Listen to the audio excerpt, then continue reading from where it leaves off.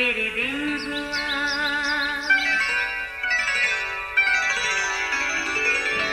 नया फिर दिन हुआ, पुरानी रात का करे सो शुक्र हम खुदा की जात का, खुदा की जात का, नया फिर दिन हुआ।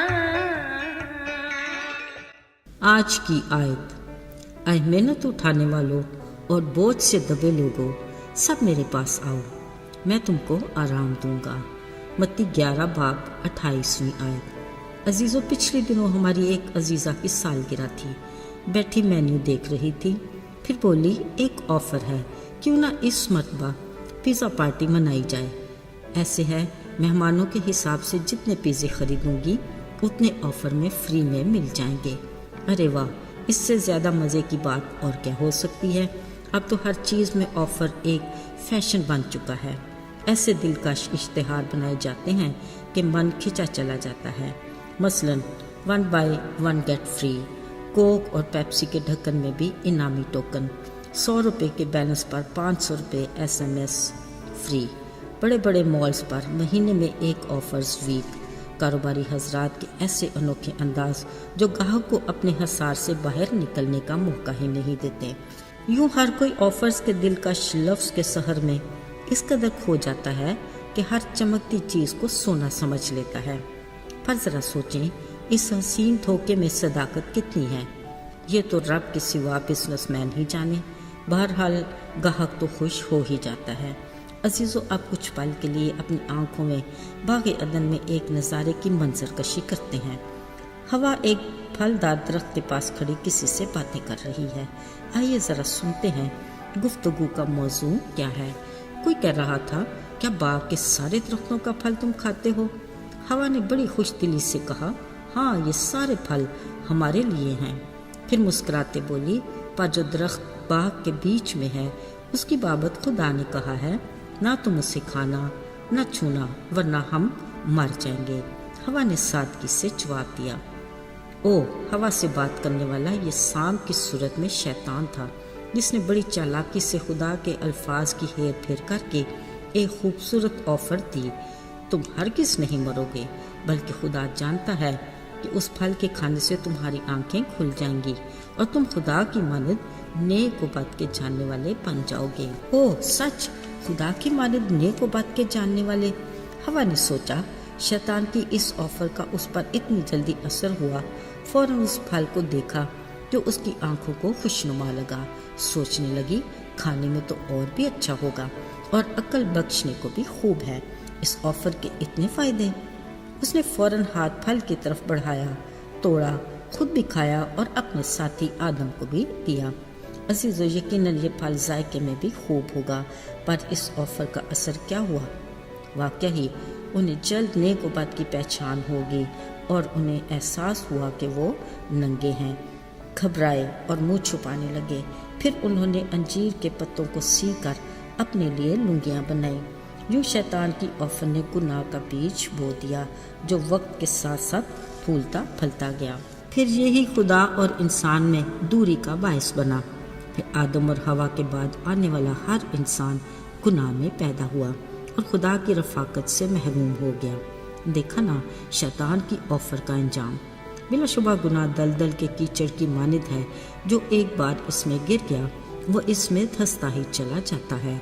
हाँ, ये ज़रूर है कि दलदल में फंसा इंसान गैर इरादी तौर पर अपने हाथ ऊपर उठाकर मदद के लिए किसी न किसी को पुकारता तो है ही।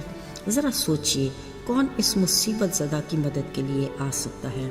वही ना जो गुनाह के दलदल से बचाने की ताकत रखता हो और गुनाह से पाक हो।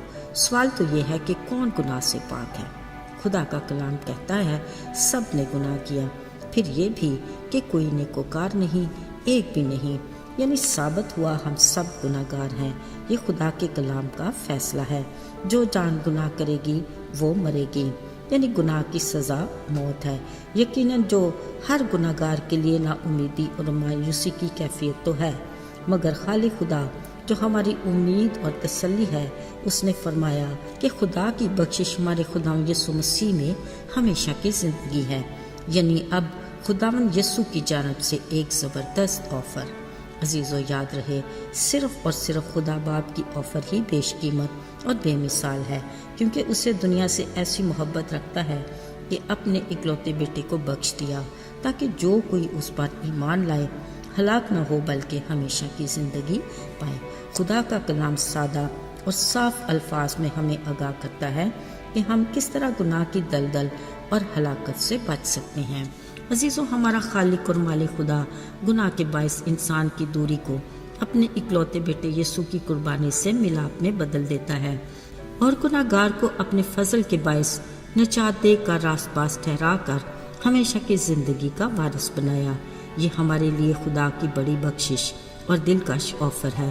خدا نے کہا، تم نے مفت پایا اور مفت دینا۔ عزیزو، وہ تو آج بھی اپنے ہاتھ پھیلائے کہتا ہے، اے محنت اٹھانے والوں اور بوجھ سے دبے لوگوں، میرے پاس آؤ، میں تمہیں آرام دوں گا۔ یہ ہے آفر جس کا کوئی ثانی نہیں۔ سچ تو یہ ہے کہ کسی بھی چیز کی کوئی فری آفر ہو تو ہم سب کو بتاتے ہیں کہ کوئی فائدہ اٹھانے سے رہ نہ جائے۔ ذرا سوچیں تو پھر نجات کے تحفے اور ہمیشہ کی زندگی کی آفر کے بارے میں ہمیں کس قدر زیادہ پرجوش اور سرگرم ہونے کی ضرورت ہے۔